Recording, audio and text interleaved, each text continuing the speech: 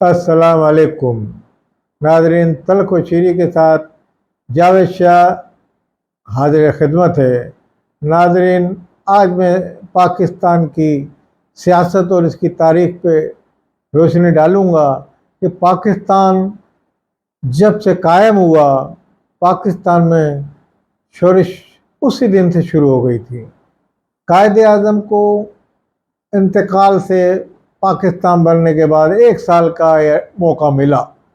उस 1 साल में उन्होंने यहाँ जितने भी इंडिया से सरमायादार बड़े बड़े नामी गिरामी शेख अली इस्फानी और बड़े बड़े लोग आए थे, उनको इक़्तिदार में ला के इक़्तिदार को दवाम बख्शने की कोशिश की और हुकूमत चलाने की कोशिश की, और जिस तरह हुकूमत चली भी, हत्ता कि पेपर वेट और कागज़ भी नहीं होता था, तो वो अपनी अपनी जेबों से लोगों ने निकाल के पैसा लगाया, सरमाया लगाया।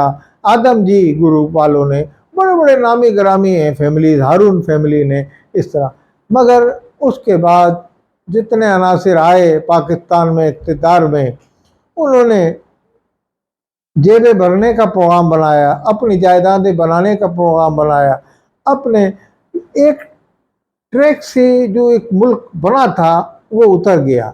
हत्ता कि जो उस ज़माने के कायद आज़म के साथी थे इस्फानी, वो उनका कारोबार भी ठप हो गया, मुल्क बंद, यानी कि मुल्क में उनका कारोबार जो था वो हो गया, और उनको मजबूरन उनको अमेरिका में सफ़ीर बना के भेज दिया।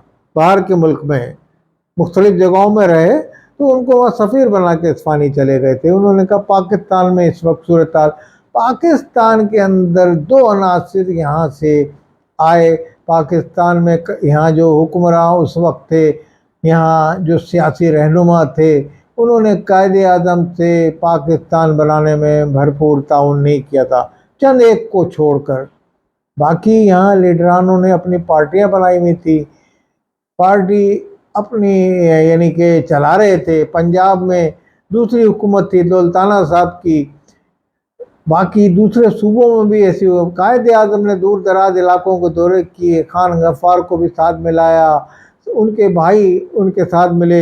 इसी तरीके से बलूचिस्तान में खान कल्लात को मिलाया। इसी तरीके से वो पार्टियां जो बनी हुई थी, पंजाब में पार्टी जो बनी हुई थी, वो पार्टी टूट के उसके लोग जो चौधरी वडेरे जागीरदार थे, वो मुस्लिम लीग नून में आ गए, मुस्लिम लीग में आ गए, सॉरी नून कह रहा था। तो मुस्लिम लीग का हुलिया तब्दील हो गया और मुस्लिम लीग फ्यूडल्स और जागीरदारों की इनकी जमात बन गई, और इलेक्शन में वो इसी हैसियत में हिस्सा लेने लगी।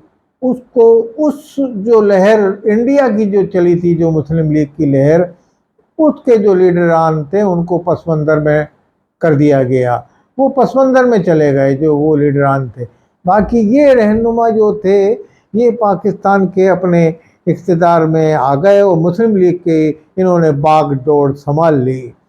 इसी तरीके से पाकिस्तान के अंदर मुस्लिम लीग की बागडोर जब संभाल ली, तो इसमें करप्ट अनासिर जो जेबें भरने का जिसका मैंने कहा, वो यहाँ शामिल हो गए। उसके बाद पाकिस्तान में जब इन पे हाथ डाला गया कि जनाब आप लोग करप्शन कर रहे हैं, तो हाथ डालने वालों के ऊपर भी इन्होंने ये कह के उनको रिश्वत दे के उनसे जान छुड़ा दी, और ये सिलसिला चलता रहा। उसके बाद पाकिस्तान में आवाम की खिदमत का जज्बा लेके तो सब आते थे इक़्तिदार में, मगर ज़्यादातर मुस्लिम लीग नून के प्लेटफार्म से फ्यूडल जागीरदार और ये इक़्तिदार में आने लगे, और इन्होंने पाकिस्तान का नक्शा ही चेंज कर दिया और पाकिस्तान को इस नहज पे पहुंचा दिया जहां आज पाकिस्तान है। यही फ्यूडल जागीरदार और उनकी औलादें दूसरी पार्टियां जो बनती रहीं उनमें जाते रहे, और उनमें भी उसी तरीके की सियासत अपनाते रहे जो सियासत कायद की सियासत नहीं थी, यानी कि कायद आज़म की सियासत नहीं थी। वो कायद आज़म की एक साफ शफाफ सियासत थी।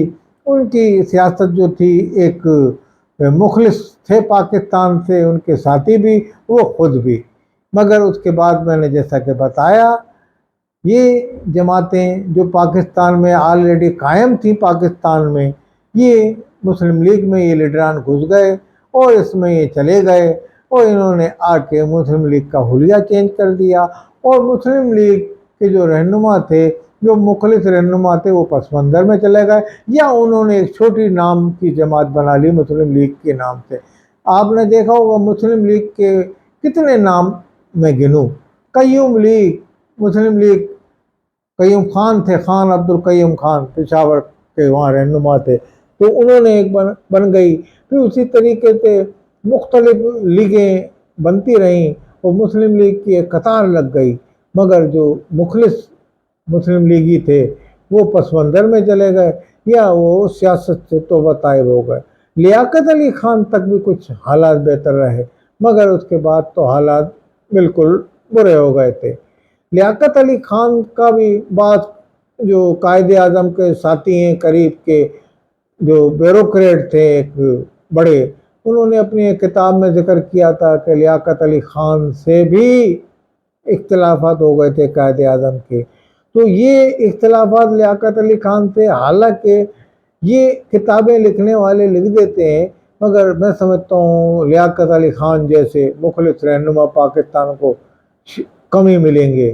نواب تھے اپنے علاقے، انہوں نے نوابی چھوڑ کے ایک عوامی رہنما بن گئے، مگر پاکستان میں آ کے اس سرزمین پہ جو نئے مسلم لیگی تھے ان کی سیاست کا شکار ہو گئے، اور بعد میں ان کو شہید کر دیا گیا۔ پاکستان کے پہلے وزیر اعظم کو بڑے جلسے میں قتل کر دیا گیا۔ تو یہ پاکستان کی، میں کہنے کا مقصد یہ کہ سیاست ہی بدل گئی۔ اس کے بعد پاکستان میں جو کرپشن کرنے والے تھے، ان کو گردنوں پہ ہاتھ ڈالنے والے جب ان کی طرف بڑھے تو ان کو انہوں نے انوالو کر دیا اس میں۔ اس کے بعد پاکستان میں سیاستداں اقتدار میں آنے کے لیے فوج کا سہارا لیتے رہے، اور ایوب خان جب پہلے فیلڈ مارشل جنرل تھے، انہوں نے جب اقتدار سنبھالا تو یہی سیاستداں ان کے ساتھ تھے۔ کچھ سیاستدانوں کو انہوں نے، جیسے مرتضیٰ وہاب کو اب ایک بڑے پڑھے لکھے بیرسٹر ہیں، اسی طریقے سے ایوب خان نے ذوالفقار علی بھٹو کو ایک بیرسٹر تازہ تعلیم حاصل کر کے آئے تھے، اپنی حکومت میں شامل کیا کہ ذرا حکومت چلانے میں، ایک خارجہ پالیسی چلانے میں ایک قابل ترین آدمی کو میں رکھوں گا تو اس سے فائدہ ہوگا۔ اس طریقے کے انہوں نے 2-3 لوگوں کو اپنی حکومت میں شامل کیا، جو ان کی حکومت بعد میں ختم ہو گئی۔ پھر الیکشن کرائے گئے، بھٹو صاحب نے بھی اپنی بعد میں پارٹی بنا لی، اس سے پہلے پیپلز پارٹی نہیں تھی۔ بھٹو صاحب جب وہاں آئے تو اس کے بعد انہوں نے اپنی پارٹی بنائی، حالہ کنونشن ہوا، پیپلز پارٹی بنی۔ پھر وہی جاگیردار ہوئے، پیپلز پارٹی نے سوشلزم کا نعرہ لگایا، غریب عوام کا نعرہ لگایا، کسی حد تک اس پہ قائم بھی رہی، مگر پھر وہ فیوڈل جاگیرداروں نے اس پہ بھی قبضہ کیا، کسی حد تک اس پہ قبضہ کرتے رہے۔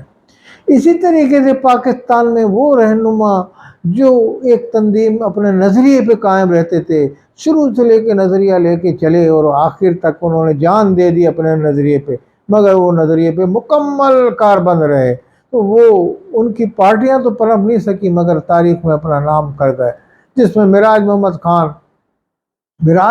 خان اور ایسے چند رہنما ایسے تھے، یہ پیپلز پارٹی میں شامل ہوئے تھے۔ پیپلز پارٹی ایک عوامی جماعت تھی، اس میں بڑے اچھے رہنما تھے، بڑے اچھے عوامی رہنما تھے، مگر جب فیوڈل گھسے انہوں نے ان کو نکلوا دیا باہر، سمجھ لیں کہ آپ، وہ بعد میں اپنی پارٹی الگ بنا کے قوم محاذ آزادی کے نام سے مراج محمد خان نے بنائی۔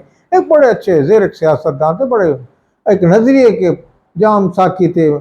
کسان پارٹی، کمیونسٹ پارٹی انہوں نے بنائی، بیڑیاں تک ان کو ڈالی گئیں، مگر وہ اپنے نظریے سے پیچھے نہیں ہٹے۔ تو نظریہ جو لے کے بندہ شروع سے چلتا ہے تو وہ آخر تک اس کا نظریہ یہ لیڈر کہلاتا ہے۔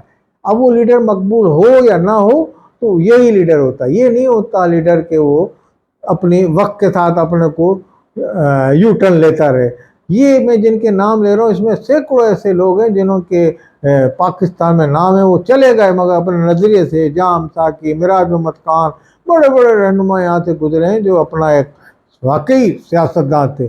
ان کے بھائی تھے ہمارے صحافی مناج برنا۔ تو یہ ان لوگوں نے ایک تحریکیں چلائیں اور یاد رکھا جائے گا تاریخ میں ان رہنماؤں کو۔ اسی طریقے سے کامریڈ جمال بخاری تھے، لاڑکانہ میں ہمارے۔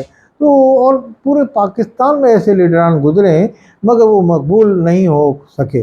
جو مقبول ہوئے ان کی پارٹیوں کو فیوڈل جاگیرداروں نے خراب کر دیا اور پھر وہی کرپشن کا معاملہ چلتا رہا.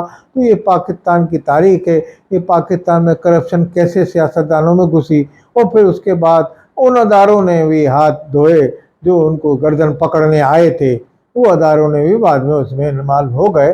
تو یہ ادارے جو تھے ان کو بھی سیاستدانوں نے اپنی جان بچانے کے لیے بلایا یا ان کو اپنے اقتدار میں آنے کے لیے کہ میں ہم اقتدار میں ہمیں لاؤ کیونکہ ہم نے کرپشن میں ملوث ہیں. تو اس طریقے کے یہ باتیں ہوتی رہیں. پاکستان کی یہ تاریخ ہے. تو اس سے اتنی جلدی کنارہ کش نہیں ہو سکتا کوئی بھی کہ یہ ہم کرپشن کیوں ہو گئی پیدا. کرپشن ایک یہاں کا ایک وہ بن گیا ہے ایک ٹرینڈ پاکستان کا. تو یہ آہستہ آہستہ ہی ختم ہوگا بشرطے کہ اس میں نیک نیت سے اس پہ کام کیا جائے اور وہ سیاستداں جو نظریے کے حامل ہوں ان کو اقتدار میں لایا جائے تو یہی کامیاب ہو سکتے ہیں. والسلام علیکم ورحمۃ اللہ وبرکاتہ.